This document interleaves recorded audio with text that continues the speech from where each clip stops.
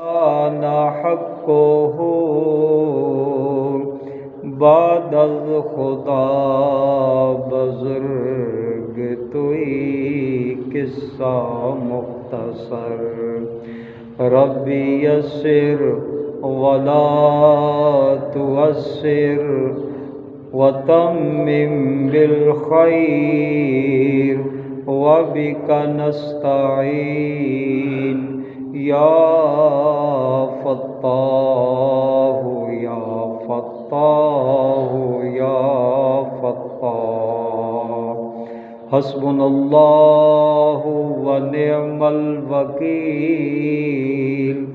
نعم المولا و نعم النصیر لا حول ولا قوة الا باللہ العلی العظیم۔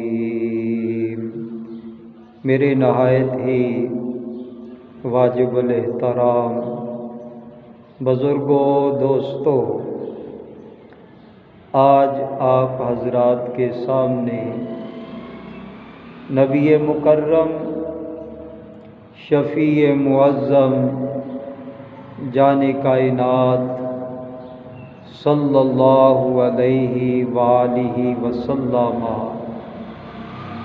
آپ کی معراج پاک جو اللہ تعالیٰ نے آپ کو یہ انعام عطا فرمایا،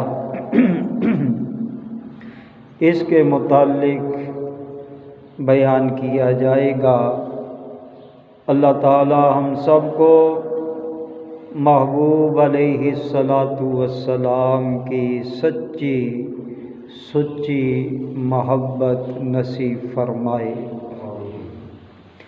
محبوب علیہ السلام نے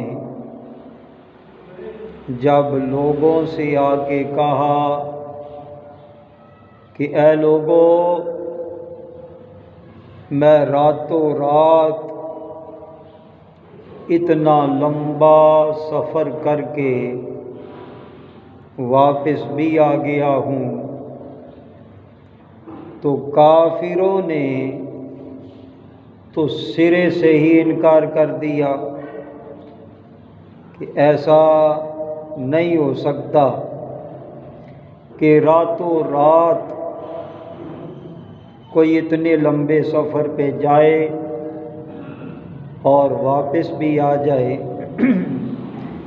تو یہ کافروں نے انکار کیوں کیا؟ اگر محبوب علیہ السلام فرماتے کہ بھئی خواب میں اللہ تعالیٰ نے مجھے یہ سفر کروایا ہے، تو بتاؤ پھر کسی نے انکار کرنا تھا؟ کہ اگر حضور علیہ السلام فرماتے کہ یہ معراج والا سفر خواب میں ہوا ہے، تو کافر بھی اس بات کو سمجھتے ہیں کہ بندہ سوتا ہے تو خواب میں وہ کہیں کا کہیں چلا جاتا ہے اور واپس بھی آ جاتا ہے خواب میں۔ تو پتہ چلا کہ کافروں کا انکار کرنا اس بات کی دلیل ہے کہ محبوب علیہ السلام نے ان کے سامنے روحانی معراج کا تذکرہ نہیں کیا، بلکہ جسمانی معراج کا تذکرہ کیا۔ تو گو کہ اللہ تعالیٰ کے لاڈلے محبوب نے فرمایا، اے لوگوں، اللہ تعالیٰ نے مجھے یہ انعام عطا فرمایا، اللہ تعالیٰ نے مجھے یہ سیر کروایا کہ میں راتوں رات گیا بھی ہوں اور واپس بھی آ گیا ہوں۔ تو کافروں کا انکار کرنا اس بات کی دلیل ہے کہ حضور علیہ السلام بنفس نفیس جسم اطہر کے ساتھ اس سفر معراج پہ گئے، اور جو وہ کمزور ایمان والے تھے انہوں نے سنا کہ یہ کیا کہہ رہے ہیں کہ راتوں رات میں اتنے لمبے سفر سے واپس بھی آ گیا ہوں۔ تو وہ کمزور ایمان والے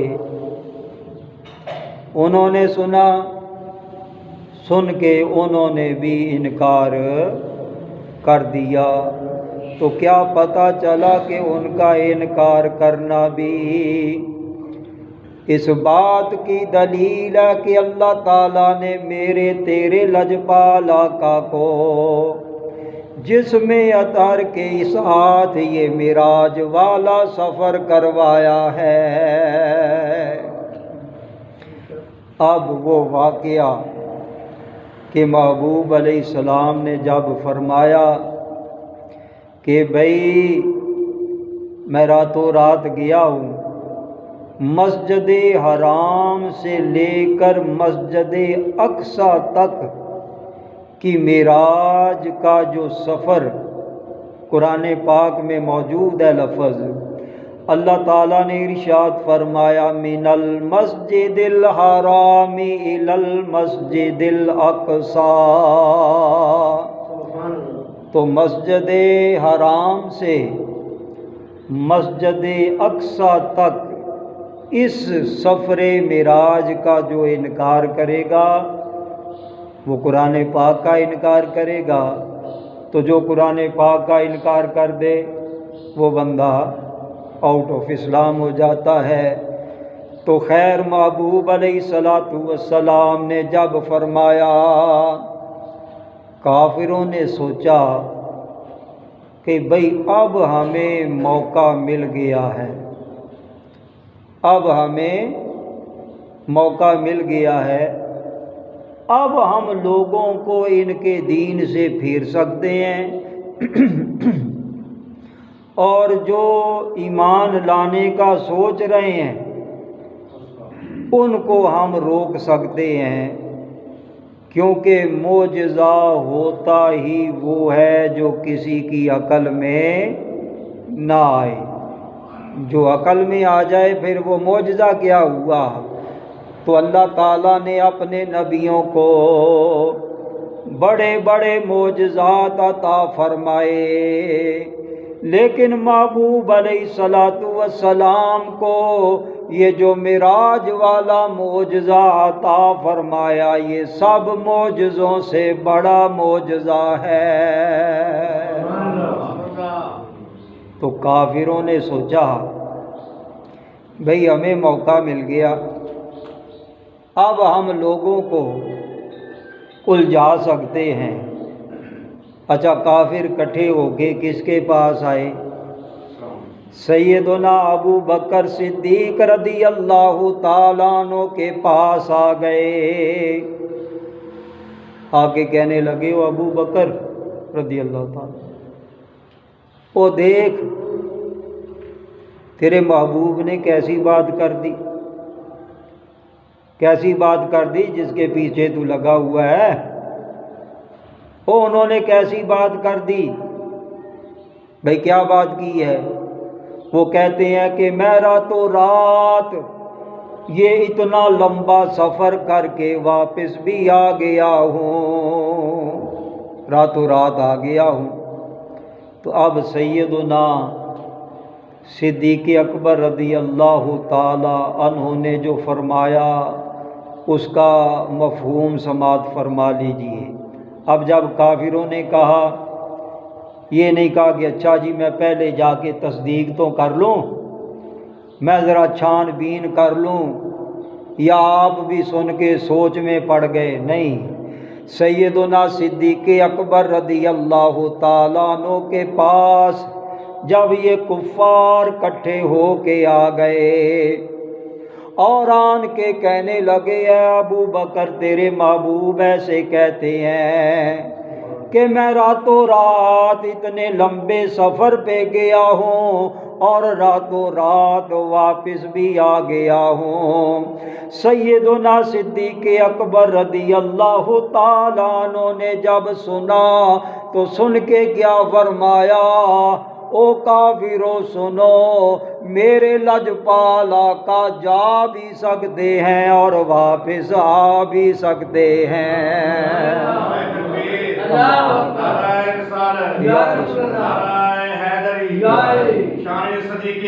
زندہ باد۔ تو کیا پتہ چلا،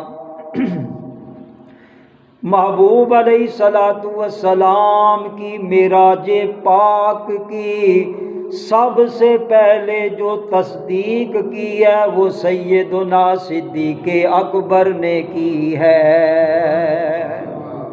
تو جتنے بھی بڑے بڑے کام، بڑے بڑے پروجیکٹ ہوتے ہیں، تو یہ بڑے بڑے کام، تصدیقیں دیکھا جائے گا تو سیدنا صدیق اکبر رضی اللہ تعالیٰ عنہ صف اول میں نظر آ رہے ہیں۔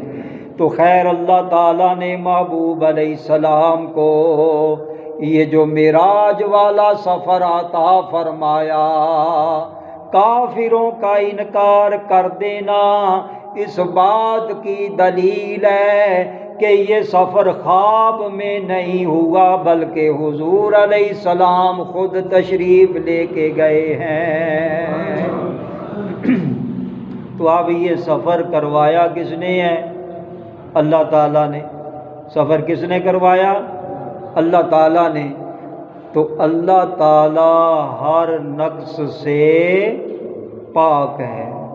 اللہ تعالیٰ نے یہ سفر معراج کروایا تو اللہ تعالیٰ کی شان کیا ہے؟ اللہ تعالیٰ نے ارشاد فرمایا، ان اللہ علی کل شیء قدیر۔ اللہ تعالیٰ ہر چاہے پر قادر ہے۔ اللہ تعالیٰ نے ارشاد فرمایا، اذا اراد شیئا ان یقول له کن فیکون۔ جب اللہ تعالیٰ کسی چیز کا ارادہ فرماتا ہے، فقط کن کہتا ہے تو وہ چیز ہو جاتی ہے۔ تو جہاں جہاں محبوب علیہ السلام معراج کی رات گئے، وہ سلطنت اللہ تعالیٰ کی ہے کہ نہیں ہے؟ ہے۔ وہ جہاں جہاں تک میرے تیرے لجپال آقا آپ نے اپنے قدم رنجا فرمائے، اس جگہ کو اللہ نے بنایا کہ نہیں بنایا؟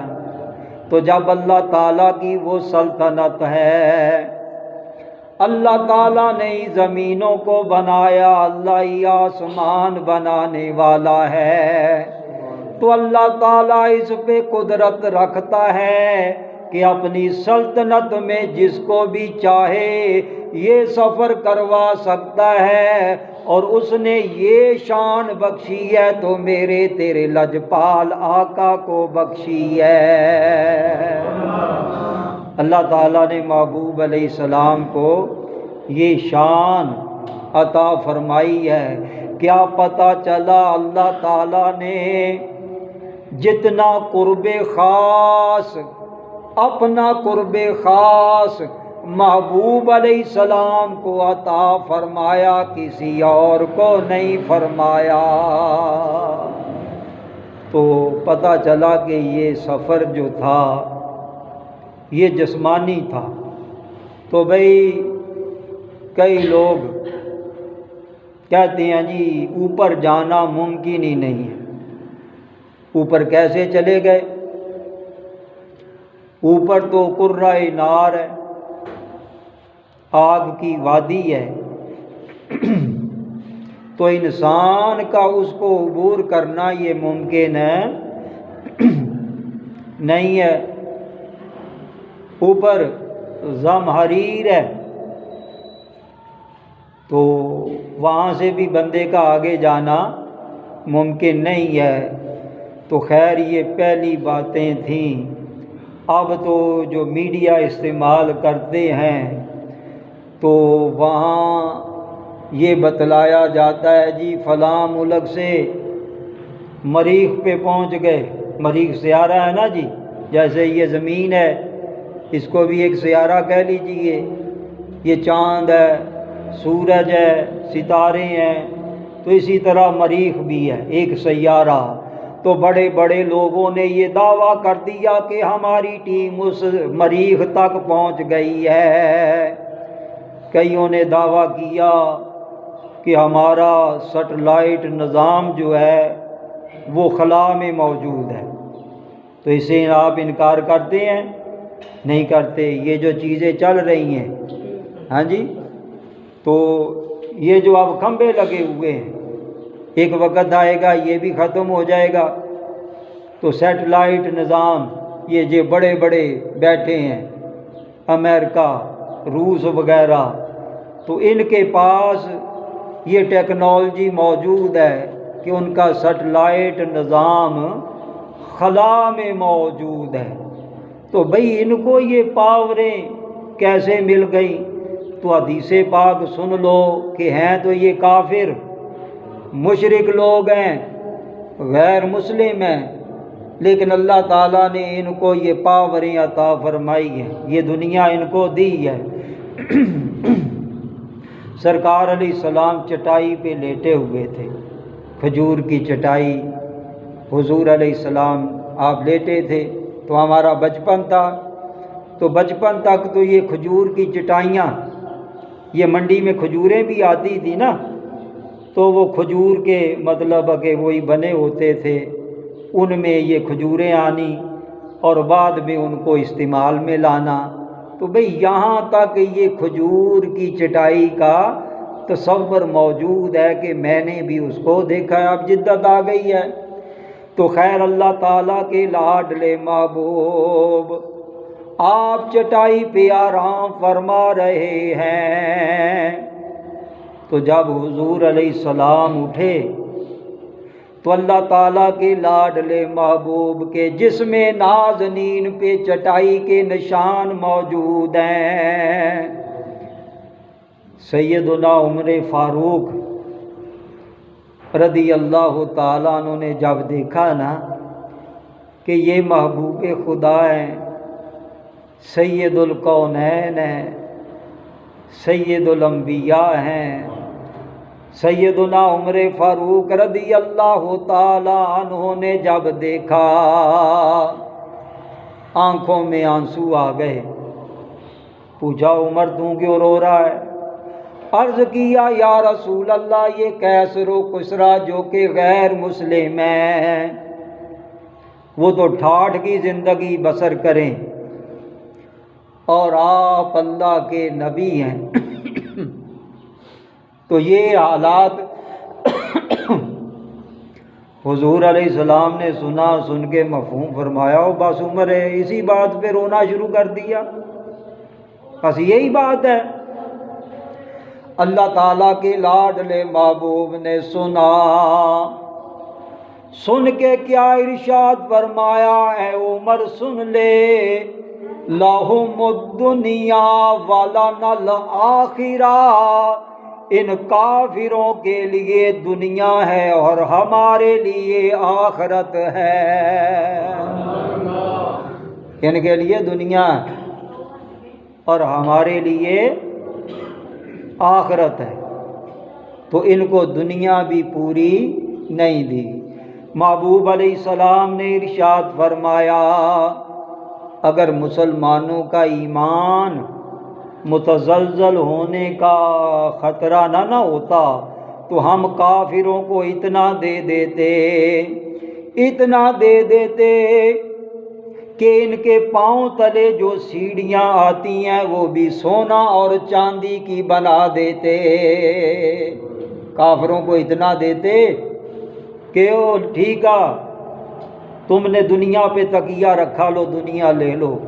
حضور علیہ السلام فرما رہے ہیں کہ اگر مسلمانوں کے ایمان متزلزل ہونے کا خطرہ نہ ہوتا تو ان کے پاؤں تلے کافروں کے سیڑھیاں جو ہوتی وہ بھی سونے چاندی کی ہوتی، لیکن یہاں تک بھی ان کو نہیں دیا، مسلمانوں کا لحاظ رکھا گیا ہے۔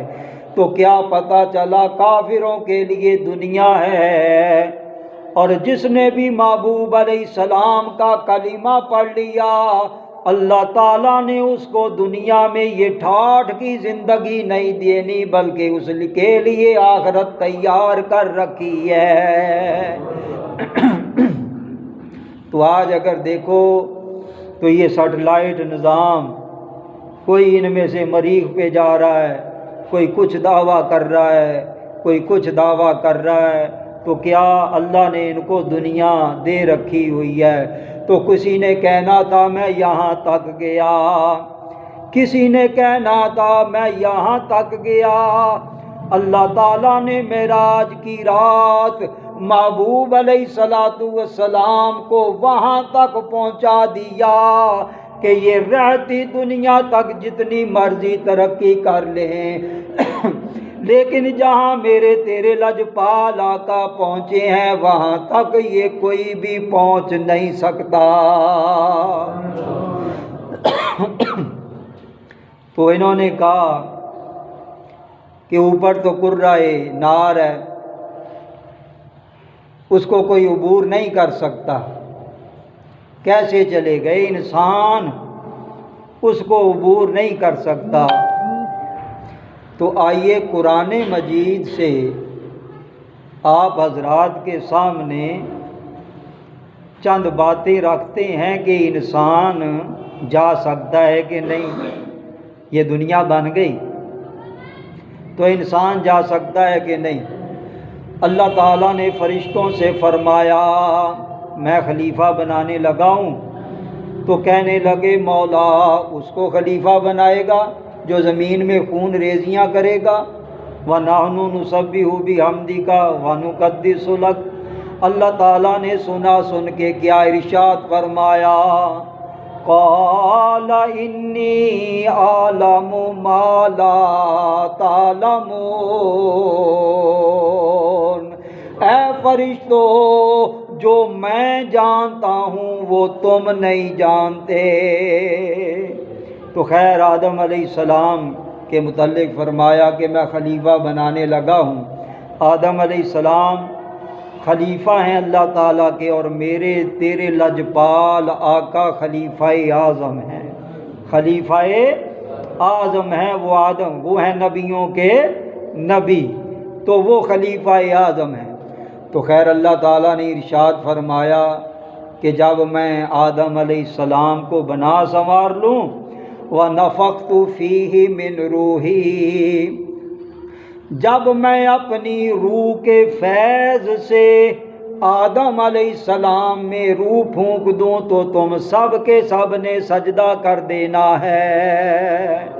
فرشتوں نے سجدہ کر دیا، شیطان نے سجدہ نہ کیا، گڑ گیا، فرمایا تو میری بارگاہ سے نکل جا۔ اب حضرت آدم علیہ السلام، جنت ہے، جنت کی بہاریں ہیں، جنت کے باغات ہیں، میوے ہیں، پھل پھول ہیں، تو کیا پتہ چلا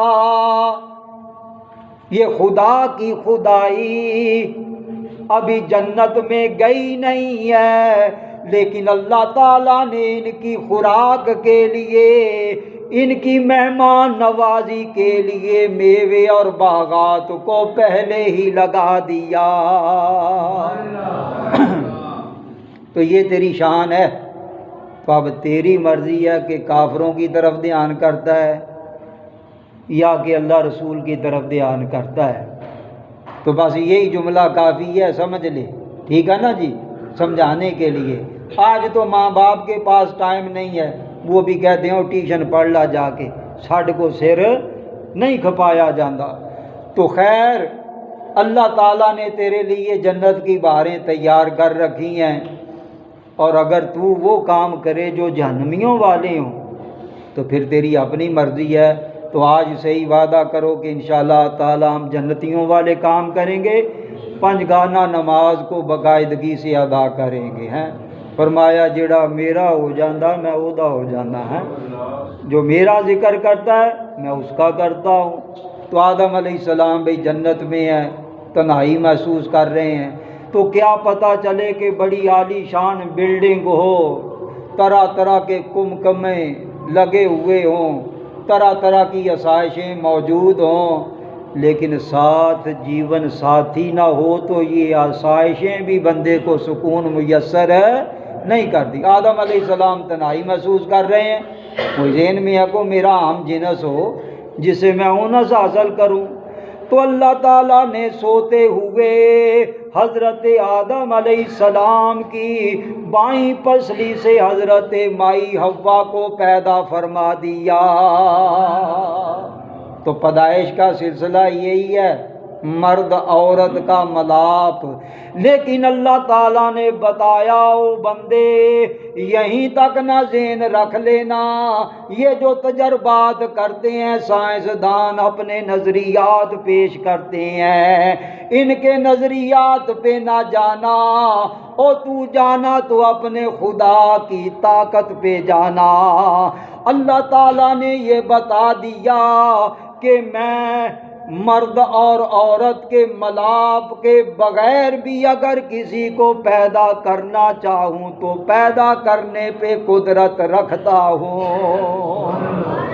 حضرت مائی حوا علیہ السلام پیدا ہو گئی، جنت ہے جی، جنت کے باغات ہیں، ماحول ہے، تو خیر حضرت آدم علیہ السلام نے ہاتھ بڑھانا چاہا، فرمایا پہلے حق مہر ادا کر پھر ہاتھ بڑھانا۔ تو مولا میں حق مہر یہاں کیا ادا کروں؟ حق مہر تو وہی ہوتا ہے نا بندے کی کمائی ہو جو اپنی چیز ہو وہ دے، تو مولا میں یہاں کیا حق مہر ادا کروں؟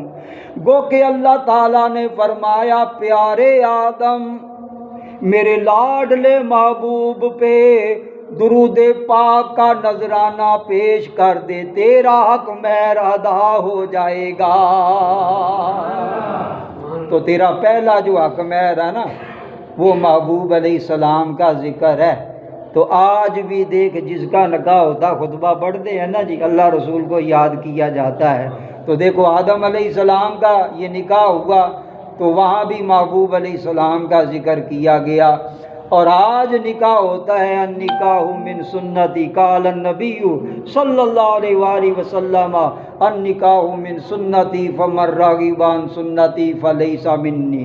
تو کیا پتہ چلا کہ پہلا نکاح ہوا، وہاں بھی محبوب علیہ السلام کو یاد کیا گیا، اور آج بھی مومن مسلمان کا نکاح ہوتا ہے تو اس بڑے مجمع میں اللہ رسول کو یاد کیا جاتا ہے۔ تو خیر جنت میں ہے، وہ دانہ کھا لیا، اللہ نے کیا کیا، آدم علیہ السلام اور حضرت مائی حوا علیہ السلام کو جنت سے زمین پہ اتار دیا۔ توجہ کرنا، جو کہتے ہیں کہ محبوب علیہ السلام معراج کی رات آسمانوں کو عبور کر کے اوپر کیسے چلے گئے؟ اوپر تو قرۂ نار آگ کی وادی ہے جس کو بندہ عبور کر ہی نہیں سکتا، اوپر زمہریر ہے اس کو عبور نہیں کر سکتا۔ حضرت آدم علیہ السلام نے پہلے آسمان کو عبور کیا، دوسرے آسمان کو عبور کیا، تیسرے آسمان کو عبور کیا، حتیٰ کہ ساتوں کے ساتوں آسمانوں کو عبور کرتے ہوئے زمین پہ آ گئے۔ اگر حضرت آدم علیہ السلام یہ سارے آسمانوں کو عبور کر کے زمین پہ آ سکتے ہیں، اور اگر قرۂ نار ان کو کچھ نہ کہے تو خدا کی قسم معراج کی رات میرے تیرے لجپال آقا بھی اس سفر معراج پہ جا سکتے ہیں۔ تو پتہ چلا بھئی انسان پہلے بشر آدم علیہ السلام نے آسمانوں کو عبور کیا، جنت میں تھے، جنت اوپر ہے تو عبور کر کے واپس آئے، تو پتہ چلا کہ بھئی جانا آنا ہے۔ اور آپ جانتے ہیں کہ حضرت جبریل علیہ السلام آپ کا دفتر کہاں ہے؟ عند سدرۃ المنتہا۔ سدرۃ المنتہا یہ حضرت جبریل علیہ السلام کا دفتر ہے، سدرۃ المنتہا۔ تو حضرت جبریل علیہ السلام وہی لے کے بار بار محبوب علیہ السلام کی بارگاہ میں آتے تھے کہ نہیں آتے تھے؟ آتے تھے نا جی۔